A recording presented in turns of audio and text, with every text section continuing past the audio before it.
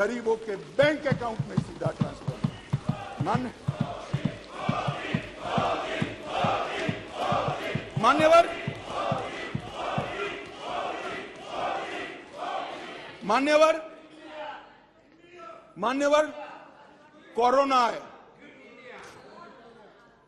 मान्यवर कोरोना आया। मोदी जी ने शुरुआत की पक्षापक्षी से ऊपर उठकर संघ भावना से। ये पूरे समाज की लड़ाई है, पूरी दुनिया की लड़ाई है, पूरे देश की लड़ाई है। पक्षापक्षी में नहीं पड़ना चाहिए।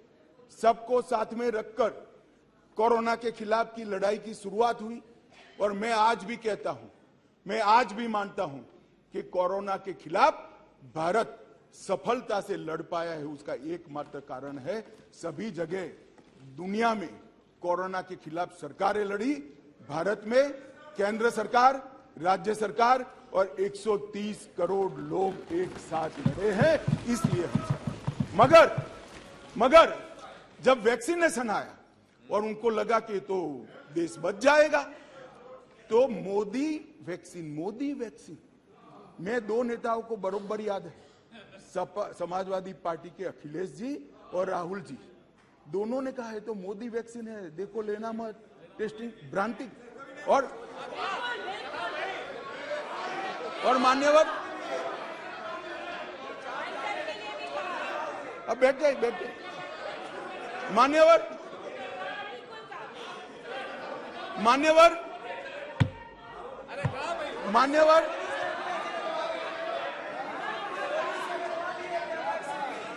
मान्यवर जनता ने वैक्सीन लेना शुरू किया। मोदी सरकार ने चाय पिलाकर वैक्सीन दी, फ्री ऑफ कॉस्ट वैक्सीन दी, पहला डोज दिया, दूसरा डोज दिया और 130 करोड़ लोगों को दोनों डोज लगाकर कोरोना से बचाने का था। मान्यवर, इसके साथ साथ उस वक्त रोजगारी के प्रश्न खड़े हुए, लॉकडाउन का भी विरोध किया गया। मान्यवर, लॉकडाउन का भी विरोध किया गया।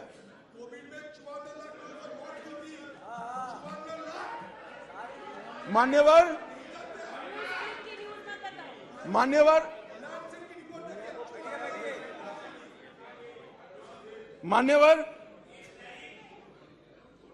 सबने कहा कि लॉकडाउन लगाओगे तो गरीब क्या खाए। हमारे सामने दो रास्ते थे, लॉकडाउन न लगाना और पूरे देश की जनता कोरोना में फंस जाए, लाखों करोड़ों लोगों की मृत्यु हो। लॉकडाउन भी लगाया, उसको भूखा भी नहीं रखा। मान्यवर, 80 करोड़ लोगों को प्रति व्यक्ति प्रति माह 5 किलो अनाज ये लॉकडाउन के समय में हमने गरीब के घर में पहुंचाया और उसका चूल्हा चला करा। और वो आज भी चल रहा है,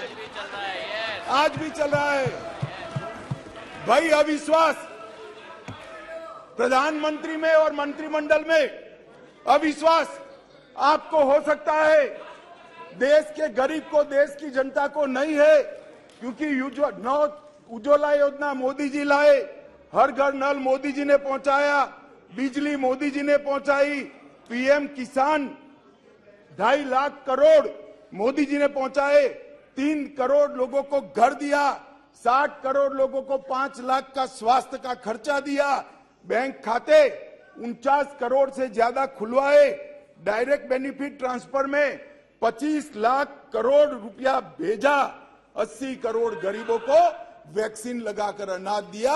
अविश्वास आपको है, देश की जनता को अविश्वास नहीं है, वो मोदी जी के साथ। मान्यवर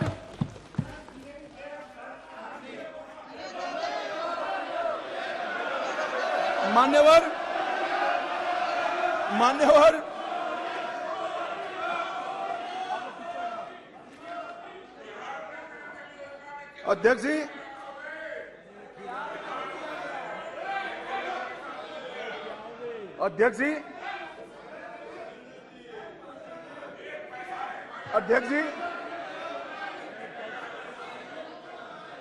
अध्यक्ष जी, इस सदन में एक ऐसे नेता है, अरे यार सुनो ना, इस सदन में एक ऐसे नेता है जिनको आज तक 13 बार राजनीति में लॉन्च किया गया है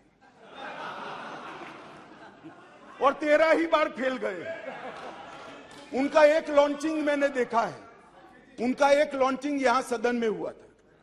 एक गरीब मां कलावती या ऐसा कुछ नाम था, कलावती, बुंदेलखंड की बहन कलावती, उसके घर वो नेता भोजन करने गए और यहीं पीछे बैठकर गरीबी का बड़ा दारुण वर्णन, द्रवित हो जाए ऐसा वर्णन कर दिया। ठीक है भाई, अच्छा किया, आप इतने बड़े व्यक्ति होकर गरीब कलावती के घर पर भोजन पर गए, उसका भोजन कर लिया और इसकी वेदना को यहां वाचा दे दी। मगर बाद में इनकी सरकार 6 साल चली। मैं पूछना चाहता हूं वो कलावती का क्या करा? वो कलावती को घर, बिजली, गैस, शौचालय, अनाज, स्वास्थ्य, ये सब देने का काम नरेंद्र मोदी ने किया।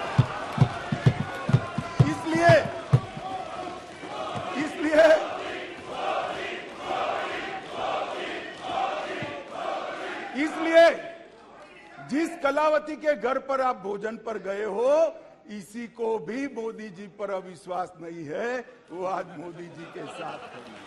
मान्यवर, राष्ट्रीय पिछड़ा वर्ग आयोग बनाया, पिछड़ा वर्ग को संवैधानिक मान्यता दी, आर्थिक रूप से कमजोर लोगों को 10% का रिजर्वेशन इतने सालों के बाद पहली बार मिला और 2 बार राष्ट्रपति बनाने का उम्मीदवार चयनित करने का हमें मौका मिला। सत्ताधारी पार्टी एनडीए ने, बीजेपी ने एक बार दलित और एक बार आदिवासी भारत में प्रथम बार।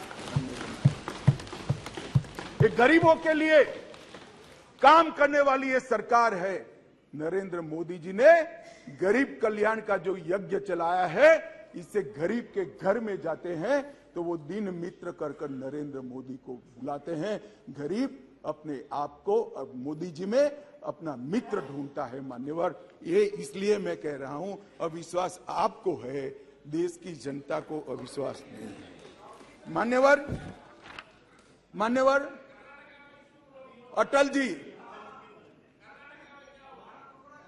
अटल जी इस देश को 11वीं अर्थव्यवस्था छोड़कर गए। अब अटल जी तो जन नेता थे, ज्यादातर सांसदों की तरह कार्यकर्ता के नाते काम करते करते, आइडियोलॉजी का प्रचार करते करते देश के प्रधानमंत्री बने। 6 साल तक चलाया। 6 साल में 15वें नंबर से 11वें नंबर पर लाए। फिर एक अर्थशास्त्री प्रधानमंत्री बने। यूपीए की सरकार आई। मैं उनका धन्यवाद करना चाहता हूं कि 11वें नंबर से 12वें नंबर पर नहीं ले गए, उन्होंने 11वां नंबर संभाल कर रखा। और फिर नरेंद्र मोदी जी आए। ढेर सारे पंडित कहते थे मोदी जी देश का अर्थतंत्र कैसे संभालेंगे। मनमोहन सिंह चौपट कर गए हैं, सारे ग्राफ उल्टे हैं, सारे पैरामीटर्स आउट ऑफ कंट्रोल है। मगर गरीबों के घर से जन्मा हुआ ये आदमी, संघर्ष कर राजनीति में आया हुआ आदमी, सरपंच का चुनाव लड़े बगैर सफल मुख्यमंत्री बनने वाला ये आदमी नरेंद्र मोदी, इसने 9 साल में देश के अर्थतंत्र को 11वें से 5वें नंबर पर पहुंचाने का काम। और मान्यवर मुझे भरोसा है, मुझे तो भरोसा है, मेरे ज्यादातर साथी चुनकर भी आएंगे, वो भी देखेंगे। फिर से एक बार मोदी जी प्रधानमंत्री बनेंगे और देखते देखते 2027 तक देश दुनिया का 3रा नंबर का अर्थतंत्र। मान्यवर, अरे मैं नहीं कहता, आईएमएफ भी कहता है, सारे सर्वेक्षण वाले विश्व भर के कहते हैं कि डार्क जोन में ब्राइट स्पॉट अगर कोई है, ब्राउन स्पॉट कोई है, तो भारत का अर्थतंत्र है ना। अभी नहीं कह सकते, बैठ जाओ। नियम आपको मालूम होना चाहिए, नियम पढ़ लीजिए, अभी नहीं कर सकते। अरे भाई, आपकी पार्टी ने आपका नंबर ही बोलने में नहीं रखा है, क्या खड़े हो कर बोलते हो? आप लीडर ऑपोजिशन हो ना, आप चर्चा शुरू करते हो ना, बोलने देते हैं आपको। अब मेरे भाषण में क्यों बोल रहे हो आप? आपको बोलने नहीं देते आपके पार्टी वाले। बैठ जाओ।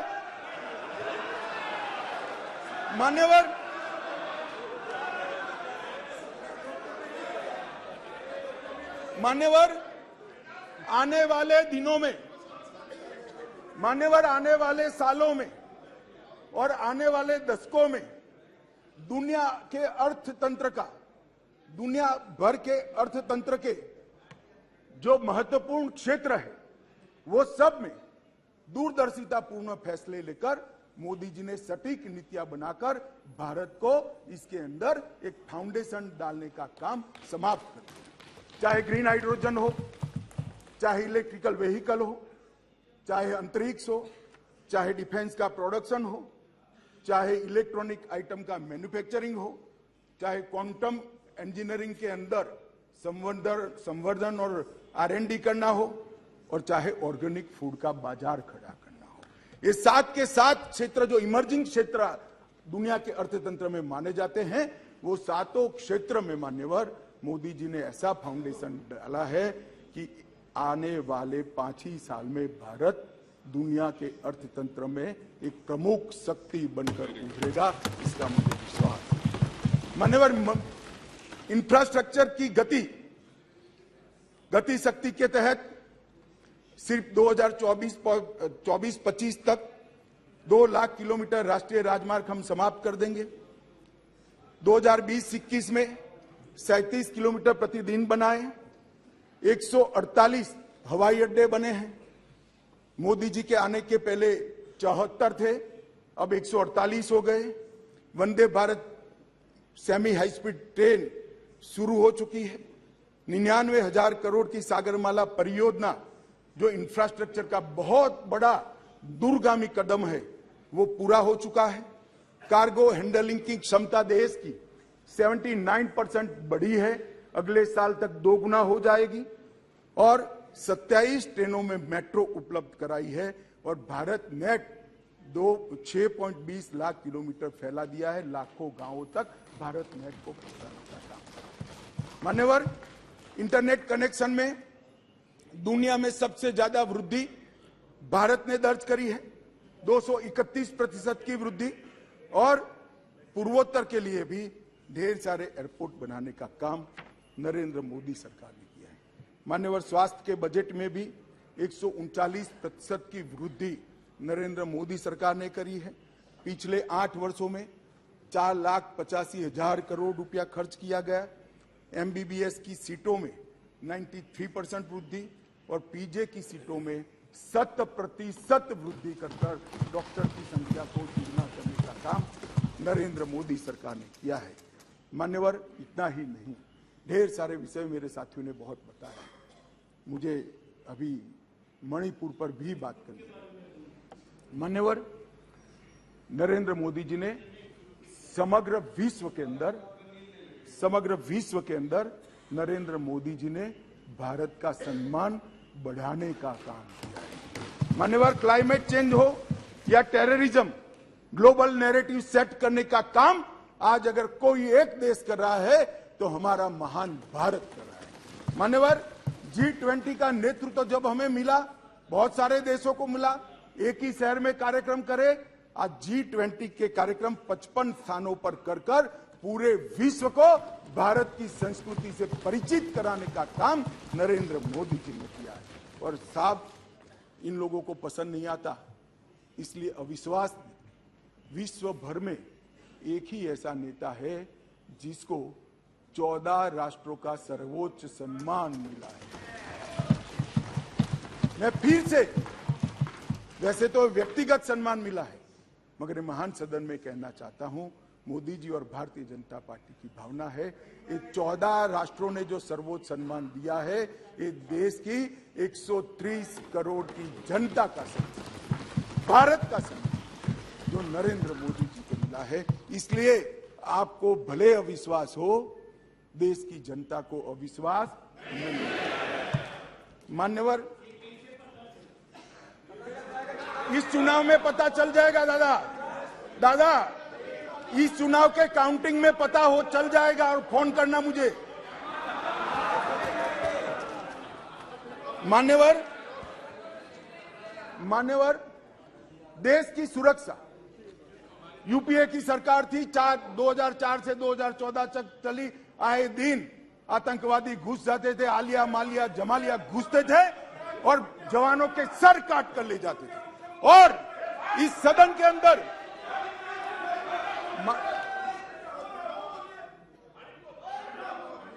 थक जाएगा, तुम मत बोलो, वो थक जाए, मैं नहीं थकूं। मान्यवर, सरहद के उस पार से आतंकवादी घुस जाते थे और जवानों के सर काट कर ले जाते थे। कोई जवाब नहीं देता था। 2 बार पाकिस्तान ने हिमाकत की, एक बार सर्जिकल स्ट्राइक और एयर स्ट्राइक, दूसरी बार एयर स्ट्राइक कर पाकिस्तान के घर में घुसकर आतंकवादियों का खात्मा करने का काम नरेंद्र मोदी। श्रीमान राजनाथ जी यहां बैठे। सीडीएस का मसला, ये भी आपका सोच था, इंप्लीमेंट हमने किया।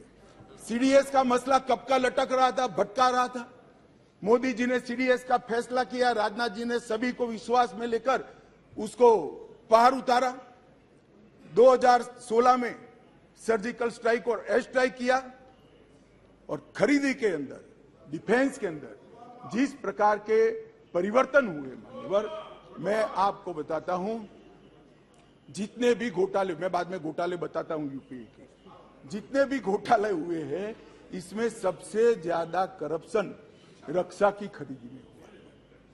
मगर मोदी जी के नेतृत्व में हमारे रक्षा मंत्री जी ने 4100 आइटमों को इंपोर्ट की नेगेटिव लिस्ट में डालकर यहां उत्पादन किया। और आत्मनिर्भर भारत की रचना कैसी होती है, इसकी नींव कैसे डाली जा सकती है, डिफेंस जैसे अति टेक्नोलॉजी वाले और स्पर्धात्मक क्षेत्र में इसको कर नरेंद्र मोदी जी ने आज भारत का रक्षा उत्पादन न केवल भारत, कई देशों के लिए आकर्षण का केंद्र बना है और भारत एक रक्षा के उत्पादन का प्रमुख केंद्र बना है। उत्तर प्रदेश और तमिलनाडु के अंदर 2 डिफेंस कॉरिडोर बनाए गए मान्यवर, और 22-23 में 16,000 करोड़ से ज्यादा का निकास किया गया, निर्यात किया गया। ये आंकड़ा लाखों करोड़ों में जाने वाला है।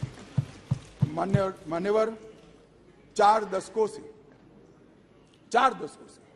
श्रीमती इंदिरा गांधी जी प्रधानमंत्री थी, तब से देश का सेना का जवान, चाहे सर्विंग हो चाहे रिटायर्ड हो, वो 1 पेंशन 1 रैंक 1 पेंशन की मांग करता है।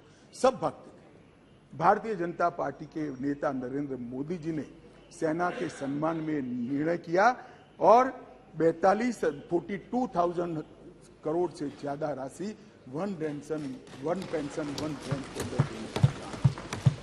मान्यवर, दुनिया में अस्थिरता बढ़ी, चाहे यूक्रेन हो, यमन हो, चाहे कोरोना में दुनिया भर में बसते हुए हमारे भारतीय हो, 90 से ज्यादा यूक्रेन से उड़ाने कर दोनों राष्ट्राध्यक्षों से बात कर 3 दिन तक युद्ध बंद कर 23,000 भारतीयों को घर पे लाने का काम नरेंद्र मोदी से। ऑपरेशन राहत 5,000 भारतीय और 2,000 विदेशी नागरिकों को वहां से यमन से निकाला और 2 लाख उड़ानों के माध्यम से 2.97 लाख मतलब 3 करोड़ करीब यात्रियों को सकुशल कोरोना के वक्त वंदे भारत मिशन के तहत वापस लाया। मान्यवर, चीन की सीमा पर हमारी आर्टिलरी न पहुंचे ऐसी स्थिति थी, रोड ही नहीं बनाए थे, नक्शा ही देखते रहते थे। नरेंद्र मोदी जी और राजनाथ जी की टुकड़ी ने सीमा के अंतिम गांव तक भारत के प्रथम गांव में रोड पहुंचाने का, वाइब्रेंट विलेज के माध्यम से गांव खाली न हो, इसकी चिंता मान्यवर नरेंद्र मोदी जी ने। मान्यवर, किसानों के कल्याण के लिए ढेर सारे काम करें, बजट में 6 गुना वृद्धि करी। जरा सुनो भाई सुरेश, आप लोग 21,900 करोड़ रुपए का छोड़कर गए थे। कितना छोड़कर गए थे भाई? 21,900 करोड़। अब ध्यान से सुनना, 21,900 करोड़ को 6 गुना बढ़ाकर 1,25,000 करोड़ रुपए का बजट नरेंद्र मोदी। मान्यवर, खाद्यान्न के उत्पादन 265 मिलियन टन से बढ़कर 22-23 में 323 मिलियन टन रिकॉर्ड उत्पादन हुआ। प्रधानमंत्री किसान सम्मान योजना में आगे बात कर चुका हूं। 14 करोड़ लोगों को 6,000 रुपया, 2,41,000 करोड़ रुपया। और ये एमएसपी बहुत चिल्लाते रहते हैं। मैं आपको पूछना चाहता हूं, मान्यवर, आपके माध्यम से जो अविश्वास प्रस्ताव लेकर आए हैं उनको मैं एमएसपी के बारे में जरूर पूछना चाहता हूं कि भैया आपने एमएसपी की कितनी खरीदी की थी और एमएसपी में के रेट में कितनी बढ़ोतरी की थी, जरा हिसाब किताब लेकर जनता के सामने जाइए। मगर नहीं जाएंगे, बैठे बैठे बोले रह गए एमएसपी का क्या हुआ। मैं बताता हूं सत्य क्या है, और मैं इस सदन के माध्यम से देश की जनता को और 14 करोड़ किसानों को कहना चाहता हूं कि आपके घर में सबसे ज्यादा एमएसपी और एमएसपी पर सबसे ज्यादा धान खरीदने का काम कोई एक सरकार ने किया है तो नरेंद्र मोदी। मान्यवर, धान की खरीदी पहले ध्यान से सुनना, सभी सभासदों को मेरा विनती है, ध्यान से सुनिए। धान की खरीदी 475 लाख मैट्रिक टन मनमोहन सिंह जी ने अपने अंतिम साल में की। मैं फिर से आंकड़ा बोलता हूं, 475 लाख मैट्रिक टन। नरेंद्र मोदी जी ने अंतिम खरीदी 896 लाख मैट्रिक टन, 88% की वृद्धि। मान्यवर, और लाभार्थी किसान पहले 76 लाख थे, अब 1,31 लाख लाभार्थी किसान। मान्यवर, गेहूं की खरीदी एमएसपी पर खरीदी, इसके अंदर मनमोहन सिंह जी और इनकी यूपीए की सरकार 251 लाख मैट्रिक टन छोड़कर गए थे, 251 लाख मैट्रिक टन। अब नरेंद्र मोदी जी ने 251 लाख मैट्रिक टन से बढ़ाकर 433 लाख मैट्रिक टन पहुंचाना। और पहले गेहूं 20 लाख किसानों का खरीदा जाता था, अब गेहूं 43 लाख 43 लाख किसानों का खरीदा जाता है। मान्यवर, मोदी जी ने कहा कि किसानों की आय दोगुनी करेंगे। हमारा मखौल उड़ाते थे, अभी भी उड़ाते हैं, शायद 5 साल बाद भी उड़ाएंगे। समझ नहीं पड़ी है। मान्यवर, हम कहते थे कि हम किसानों का आय 2 गुना करेंगे, हमारा मजाक उड़ाया जाता। अब मैं बताता हूं मान्यवर, मोदी जी ने निर्णय कर दिया कि किसान की आय से, मतलब खर्च से, लागत से 50% कम से कम एमएसपी रखेंगे। ये बहुत बड़ा ऐतिहासिक किसान विश्लेषी निर्णय है। मान्यवर, धान की एमएसपी जो 1310 थी, मैं फिर से एक बार ध्यान आकृष्ट करना चाहूंगा। मनमोहन सिंह जी, यूपीए सरकार, जिनको हम पर अविश्वास है, वो यूपीए सरकार धान के एमएसपी 1310 छोड़कर गई। कम खरीदते थे मगर रेट 1310 था, हमने ज्यादा खरीदा और उसके दाम को भी 1310 से बढ़ाकर 2040 बने। मान्यवर, गेहूं 2013-14 में 1400 रुपया एमएसपी छोड़कर गए थे डॉक्टर मनमोहन सिंह, यूपीए, और आज 2013-14 में 1400 से बढ़कर 2125 रुपया एमएसपी का मिला।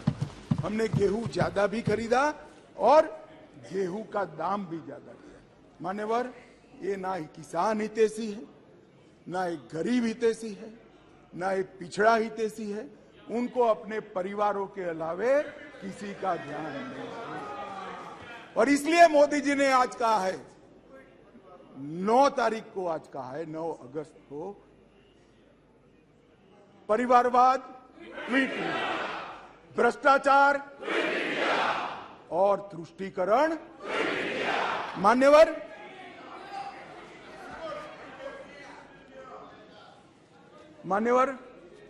मैं देश की आंतरिक सुरक्षा के प्रति आपका ध्यान आकृष्ट करना चाहता हूं।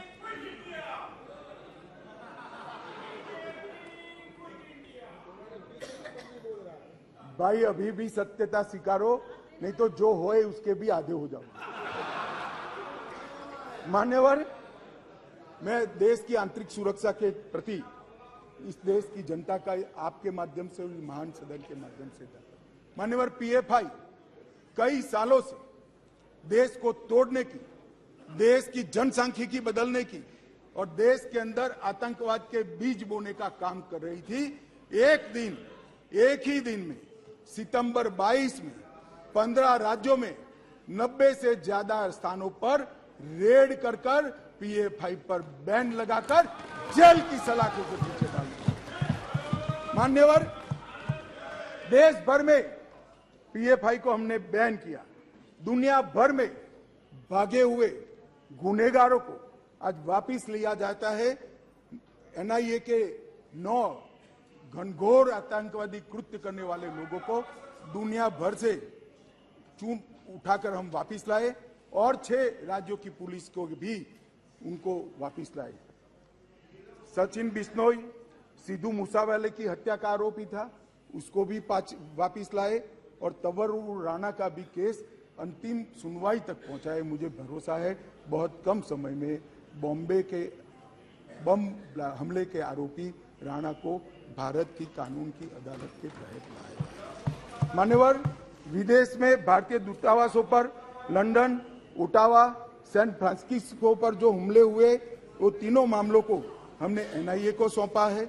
और मान्यवर, लगभग मैं UAPA को कठोर करने का निर्णय बिल लेकर आया था यहां पर, और उस सदन में दिग्विजय सिंह कहते थे इसका दुरुपयोग होगा। मैं आज सदन को बताना चाहता हूं, विपक्ष को भी बताना चाहता हूं, UAPA का उपयोग टेररिस्ट कृत्य करने वाले इनके खिलाफ होता है। हम किसी को डरने की जरूरत नहीं है। उस वक्त भी मैं नहीं समझ सकता था आपको क्यों डर लग रहा है, परंतु जिन्होंने टेररिस्ट कृत्य नहीं किया उसको डरने की जरूरत नहीं है। लगभग 54 व्यक्तियों को हमने UAPA के तहत आतंकवादी घोषित किया, इंटरनेशनल मान्यता लाए हैं और एक में भी विवाद नहीं हुआ है। कोई राजनीतिक दुरुपयोग मान्यवर नहीं। मान्यवर, अभी गोगाई जी नारकोटिक्स का बात करते थे, वो कहते थे कि नारकोटिक्स का चलन बढ़ गया है। मान्यवर, इनकी समझ में थोड़ा फर्क है, मैं बाद में दुरुस्त करता हूं इसको। मान्यवर, मोदी जी ने 2014 से गृह मंत्रालय के अधीन, पहले श्रीमान राजनाथ जी थे, अब मैं गृह मंत्री के रूप में काम कर रहा हूं, नारकोटिक्स पर 0 टॉलरेंस की नीति को हमने अपनाया। एनकोड 2019 में बनाया गया, फिर इसको 4 स्तरीय किया गया। एनकोड पोर्टल डेटा इंटीग्रेशन और नॉलेज मैनेजमेंट सिस्टम के पोर्टल बनाए गए। मादक पदार्थ की तस्करी के विस्तृत जांच के लिए JCC, जिसमें ढेर सारे डिपार्टमेंट और सरकारें होती है, इसका गठन किया गया। Dedicated anti narcotics task force राज्यों में बनाई गई। राष्ट्रीय नारकोटिक कैनाइन पूल की स्थापना की गई और 75वें स्वतंत्रता दिवस के मौके पर 1,65,000 किलोग्राम नारकोटिक्स को जलाया गया और अब वो टोटल आजादी के अमृत महोत्सव के 1 वर्ष में 10 लाख किलो पहुंच गया है। अब मैं जो गोगाई जी कहते थे इसका जवाब दिया। मान्यवर, आंकड़े किसी की शर्म नहीं रखते, आंकड़े बेशर्म होते हैं और आंकड़े हमारे कामों से खड़े होते हैं। आंकड़ों को बाद में बदला भी नहीं जा सकता। अब 2006 से एक सरकार थी यहाँ, UPA की सरकार थी, जिसको हम पर थोड़ा अविश्वास है। 2006 से 13 का समय उनका ही था। उसमें क्या हुआ है, जब्त की गई ड्रग 1,52,000 किलो थी। मैं फिर से सदन का और सदन के माध्यम से देश का ध्यान आकृष्ट करना चाहता हूं। जब्त की गई ड्रग 1,52,000 किलो थी और 2014 से 22 तक 1,52,000 करोड़ से बढ़कर 3,73,000 किलोग्राम ड्रग्स हमने जब्त किया। गोगाई जी, 181% वृद्धि हुई और कीमत, गांजा पकड़ लेना, भांग पकड़ लेना एक बात है, जो महंगे और शरीर को ज्यादा नुकसान करने वाले और पैसे की दृष्टि से नुकसान करने वाले जो नारकोटिक्स के पदार्थ है, वो कीमत से आडिट। मान्यवर 2006 से 13 में 768 करोड़ की ड्रग पकड़ी गई। मैं फिर से रिपोर्ट करूंगा, 768 करोड़, जिससे यूपीए सरकार संतुष्ट थी। उन्होंने अपने रिपोर्ट कार्ड में भी लिखा था। और 14 से 22 तक एकदम वही कालखंड 768 करोड़, और 14 से 22 में 18,000 करोड़ रुपए की ड्रग को नरेंद्र मोदी सरकार, और ये हम पर सवाल उठा रहे। इसलिए मैं कहता हूं कि आपको भरोसा नहीं है, मगर देश की जनता को विश्वास है। कुल मामले 1257 दर्ज किए थे, अब 3700। अब इन्होंने कल यहां ज्ञान बांटा कि पहले 1257 थे, अब देखिए बढ़ गए 3700 हो गए। भाई, नारकोटिक्स के खिलाफ केस अच्छे हैं या बुरे माने जाएंगे? हम पकड़ते हैं, आप पकड़ते ही नहीं थे, चलने देते थे। हमने पकड़ना शुरू किया, इसलिए 1257 से बढ़कर 3700 केस हो गए, और गिरफ्तारियां आपने 1363 की थी, हमने 5400 गिरफ्तारियां करी। मान्यवर, टोल फ्री नंबर भी करा। माननीय सदस्यों, सभा की सहमति हो तो गृह मंत्री जी के भाषण की समाप्ति तक सभा की कार्रवाई बढ़ा दी जाए।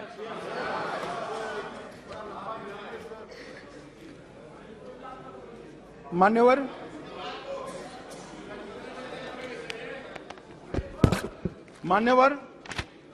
3 करोड़ युवा और 2 करोड़ महिलाओं को नशा मुक्त अभियान में अलग अलग विभागों के, समाज कल्याण विभाग, महिला और बाल कल्याण विभाग, शिक्षा विभाग, गृह मंत्रालय, वित्त मंत्रालय, सब ने इकट्ठा होकर साथ में जुड़ा है, और लगभग 9.5 करोड़ लोग तक नशा मुक्त भारत अभियान की शपथ और टोल फ्री नंबर पर मिस कॉल करने की पहुंच बढ़ी है। मान्यवर, ये हमारे प्रयासों को दर्शाता है। इसलिए मैं कहता हूं कि भले आपको विश्वास हो, देश की जनता को विश्वास है। मान्यवर, इस देश की आंतरिक सलामती की दृष्टि से 3 बड़े हॉटस्पॉट माने जाते थे। एक कश्मीर, एक वामपंथी उग्रवाद का क्षेत्र, और तीसरा नॉर्थ ईस्ट। और सालों तक कांग्रेस की सरकार रही, ये चलता रहा। आज मैं स्पष्ट रूप से सदन में कहना चाहता हूं कि कश्मीर की समस्या वोट बैंक की राजनीति और समस्या से आंख मूंदना था। कश्मीर की समस्या सरकारों का ढूलमूल रवैया था।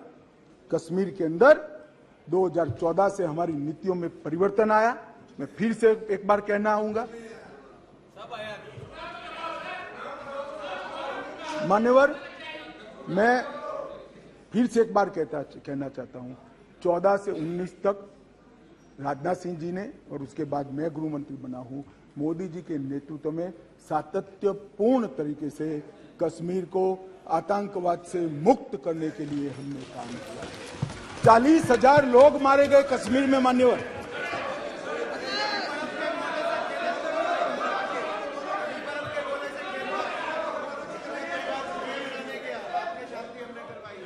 मेरा एक निवेदन है।